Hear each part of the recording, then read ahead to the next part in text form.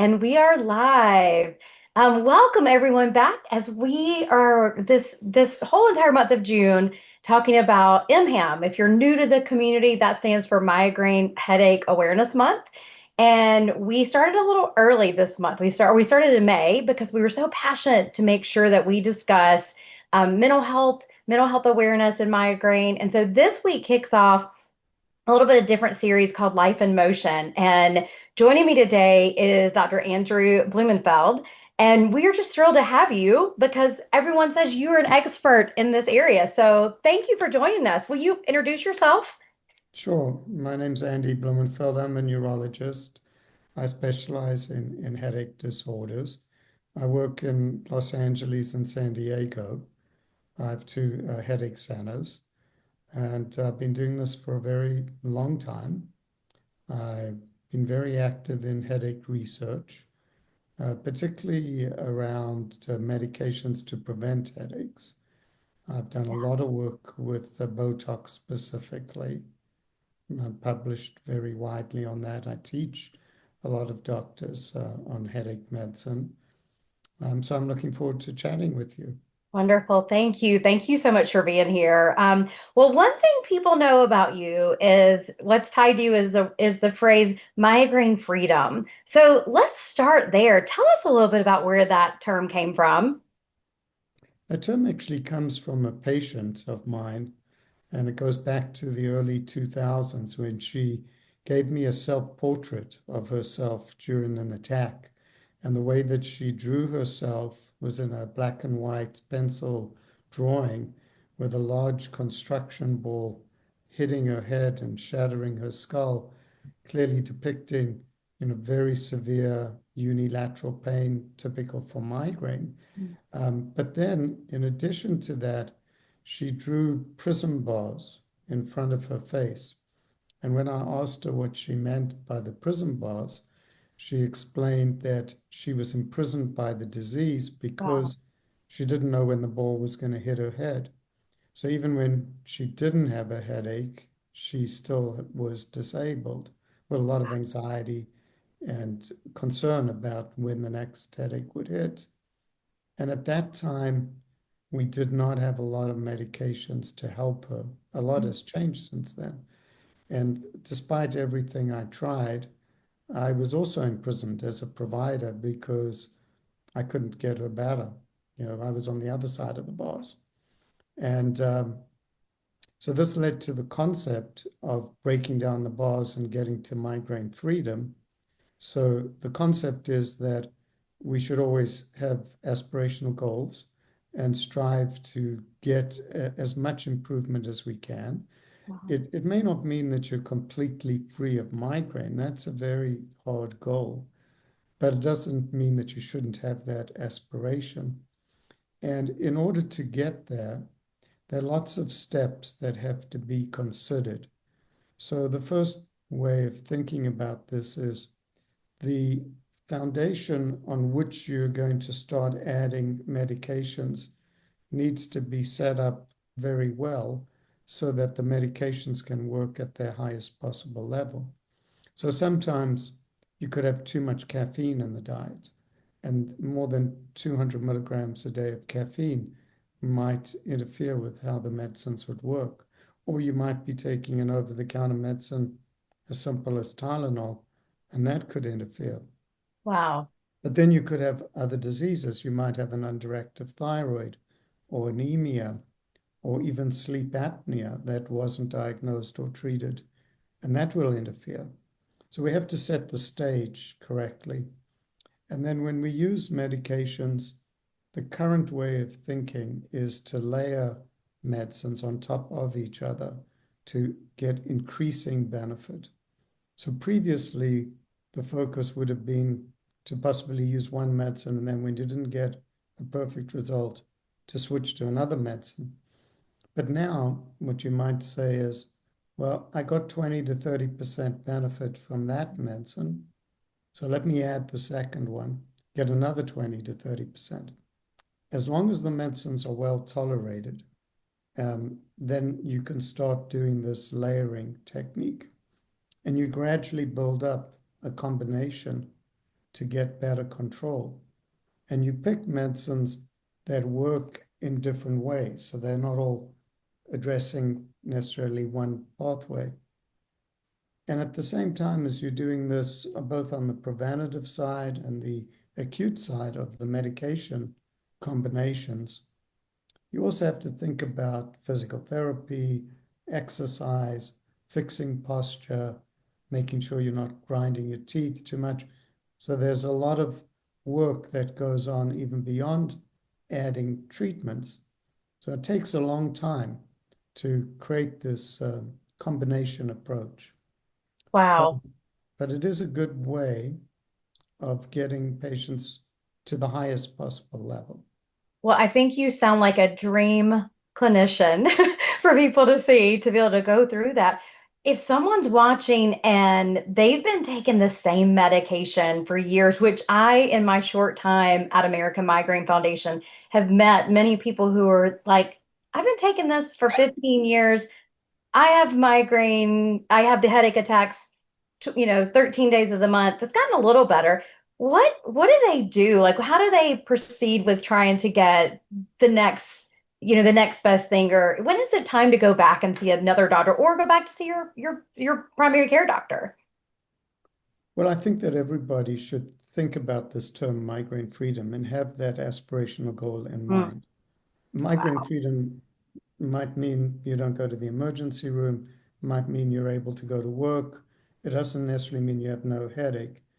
Um, a case like you're describing that has, been at a level for 15 years and hasn't progressed to a higher level of improvement definitely warrants consideration for all of these aspects, making sure there are no drivers that are maintaining the headache, interfering with the medication, and then looking at combinations.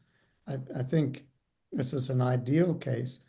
Fortunately, many of the insurance companies now will cover the combinations, Mm, especially if we can show a high level of disability in the history.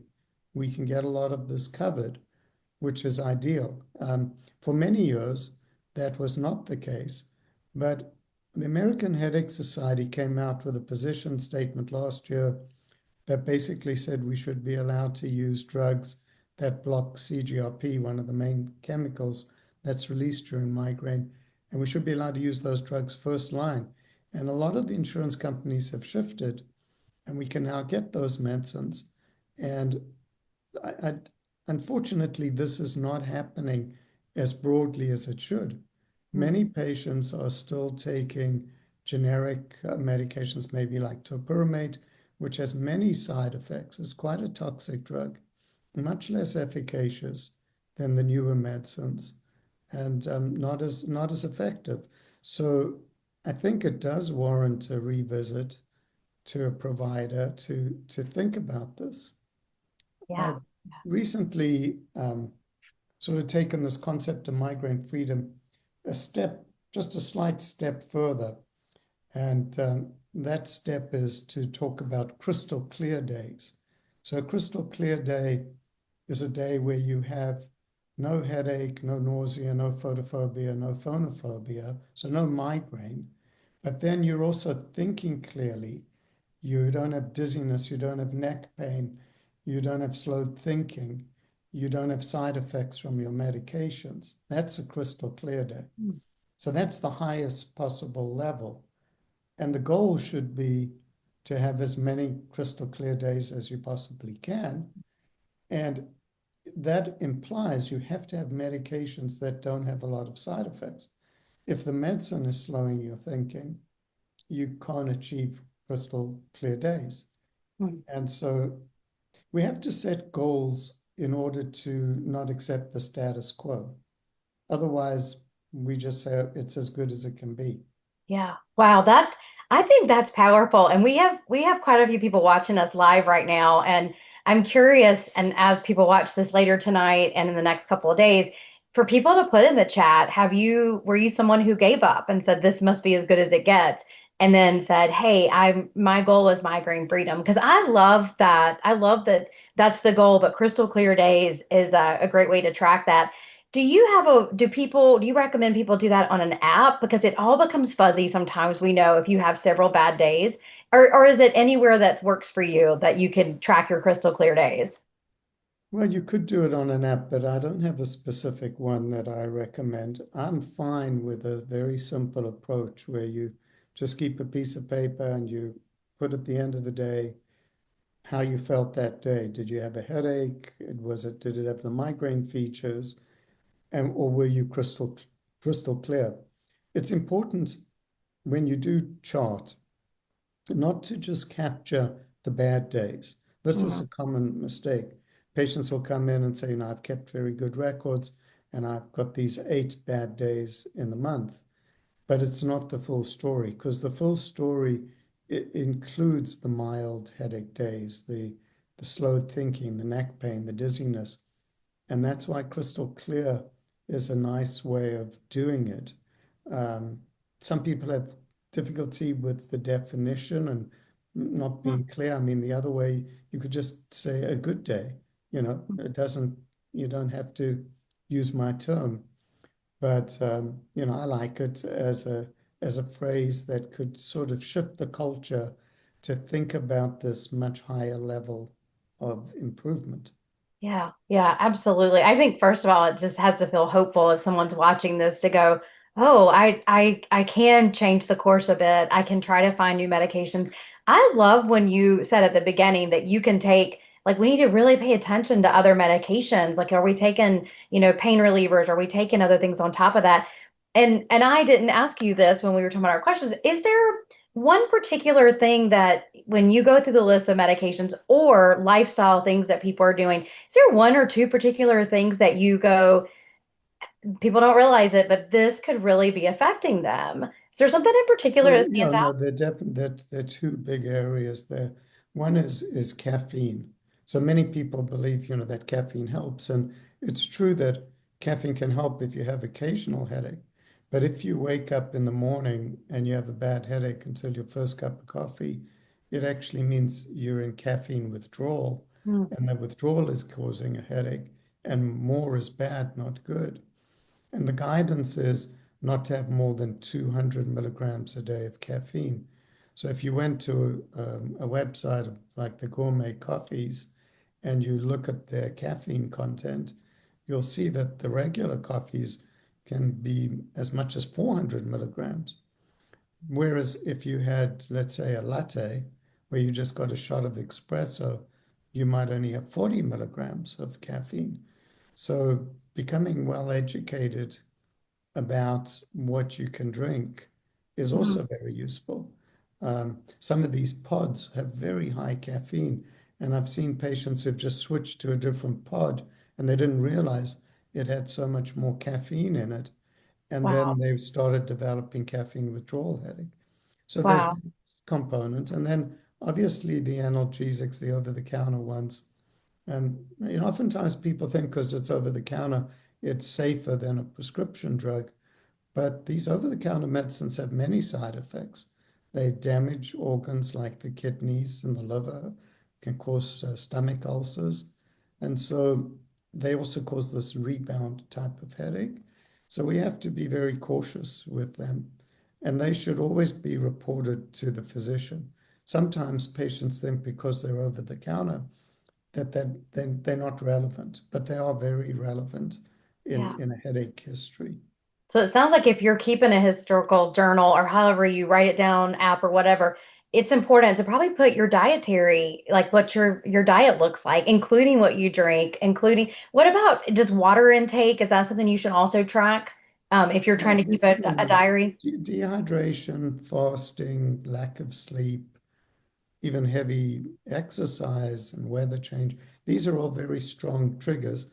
But the one that, we're going to be able to use medications to maybe help are the menstrually triggered ones, where we can, start to use treatments to control the drop of estrogen, which is a very strong trigger. So putting in the menstrual cycle, I think, is very important.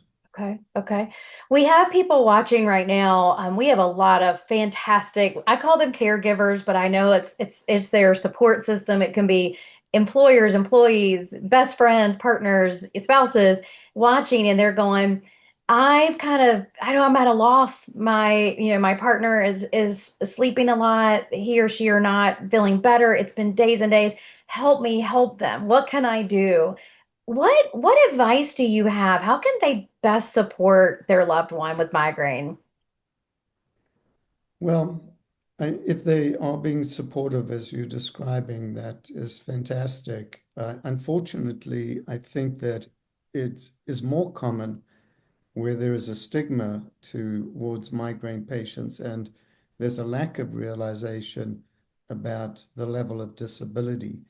I think the stigma comes because many people have tension type headache, and tension headache, by definition, is a mild headache disorder. And then they see a migraine patient and they don't realize that it's more than a tension headache. They interpret that migraine as if it was like their tension type headache. And so there's this misinterpretation, and there's actually a lack of support. Mm, The patients that are getting the support level that you're describing, that is obviously very useful. It's going to diminish guilt. mm, It's going to help support that patient through this process because this is a process. Um, they need to find a provider that is going to walk with them down a long road of slowly correcting and adding and adjusting. And it takes time. This is not a quick fix. Any of these medicines that we add, you're looking at months before you can fully judge it and then move on to adding the next one. So it's a very slow process that needs a lot of patience. Hopefully, you're seeing gains as you're going along. Um, yeah, we like to do a frequent visit in the beginning. We often do a lot of nerve blocks with anesthetic injection to get through some of those bad times and nurse through that period to get to the higher level. But it's a long road, yeah, and I think we just need to have that understanding. Having said all of that, it's not every migraine patient that's like that. There are many migraine patients that have headaches much less frequently. A lot of what we've been talking about is focusing on that chronic migraine patient, which is a subgroup of migraine, where they've transformed from a low frequency to a high frequency. Usually over years, this transformation happens. And it's that subgroup, which makes up about 10% of migraine, that needs all this help. mm, And that's the main subgroup that we're seeing in neurology and in headache clinics. But having said that, again, there's a lot of resources now that are available. yeah, yeah. Well, I just thank you so much, first of all, on behalf of our patients and the patients that see you, because one of the themes that I feel like will carry on this month is how grateful we are to have physicians, clinicians like yourself who have said, this is my field, this is where I want to be, and spend time researching. And I know it must bring a lot of hope to people watching. If people are watching who are like, I don't have that doctor. How do they find a doctor like you who will walk with them through that path? Yeah, well, I think the American Headache Society is a resource because there are physicians that attend that meeting, and it's an annual, two annual meetings a year. And the American Headache Society has at least 1,200 members, and those are providers that are very good at managing headache. There's a Yeah, whole group of nurse practitioners that are involved in headache management, and they do an excellent job. yeah. And so it doesn't necessarily have to be a neurologist or even a headache expert, but somebody who has shown an interest in learning all these techniques and being knowledgeable about all the medicines. Yes. And I just want to encourage people too, you don't have to stop if, the physician you're seeing now is not trying new things or telling you about new treatments and therapies. It's okay to say, let me just get a second opinion, or let me find someone else. And that's kind of a match sometimes because this is a long relationship, it sounds like. and it Mhm. needs to be a match for you and your family for what you need. And so thank you for talking about AHS as well, adding that in. That makes so much sense. Well, I know we're out of time. Thank you so much. I think that what you shared gives people hope. Thank you for just encouraging people to kind of keep pushing and advocating. And for those who have patients at home that can't advocate for themselves, advocate on their behalf. Keep helping, encourage them. There are other options, and we just thank you for that opportunity to share that as well. So, thank you very much for your time. For those who are watching, we have a different person every day this week, different clinicians that we're having conversations with. We had such a great. We just had so many topics. We were like, we've got to bring on different people every day. So thank you for being here. Welcome. And Yep. thank you. And I know you've got several things on migraine freedom online. We'll also post some of those resources here as well. So thank you for the work you're doing, and You're welcome. look I'll forward just to, finish by saying, we're not at the end of the road. We're still yeah, doing a lot of research, and there's a lot of new stuff that's evolving that I think is very exciting. Um, some of the areas that we're working on that are linked to migraine benefit are a novel area of looking at the leaky gut and all the bacterial changes there that could be involved in migraine. And so yeah. I think for your audience to keep track of this as it evolves, there's a lot more that's going to happen in the next couple of years. Absolutely, absolutely. And that's really a lot of what we do at American Migraine Foundation is staying on top of what research is happening, trying to make sure too that people are aware of it. And we need to keep pushing those things out so people do see the hope. So thank you. Thank you for that add-on. I think that's so important for people to know. Well, thank you so Okay. much. Thanks for We'll, inviting me, yes, Carol. Keep well. absolutely, absolutely. And thank you for everyone who watched. And we'll be back tomorrow as well as we continue our Life in Motion series with MHAM. So thank you. Take care. Bye bye. Bye bye.